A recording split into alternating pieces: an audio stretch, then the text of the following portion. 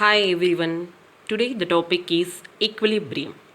So equilibrium, it's a word denoting a static condition, that is the absence of change. It means the absence of any tendency towards change on a macroscopic scale. So we can say a system at equilibrium is one in which all the forces are in exact balance. So all the forces, if you take a system, all the forces will be in exact balance and there will be no change in the system. Then we can call that system as equilibrium. Then any tendency towards change, it's caused by the driving force. When the absence of such a tendency indicates the absence of driving force. So that is the condition of equilibrium. The next one we consider is phase rule.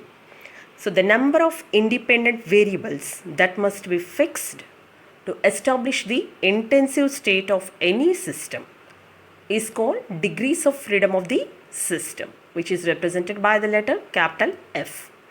So this degrees of freedom of the system is given by the phase rule.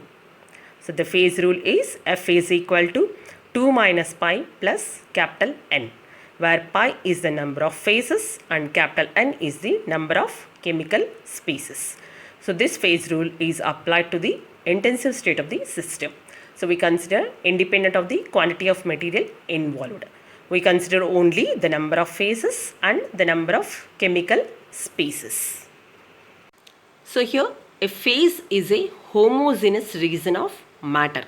So for example, we can take a gas or a mixture of gases, a liquid or a liquid solution, or a solid crystal. So these all can be considered as a examples of phases.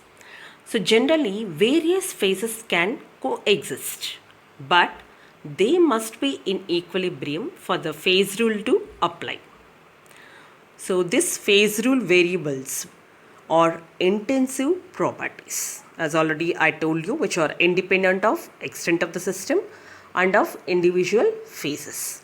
So those are only the phase rule variables. So if you take the minimum number of degrees of freedom F for any system is 0. So when F is equal to 0, we can call that system as invariant. Then the equation becomes pi equal to 2 plus n. So this value of pi is the maximum number of phases which can coexist at equilibrium for a system containing n chemical species.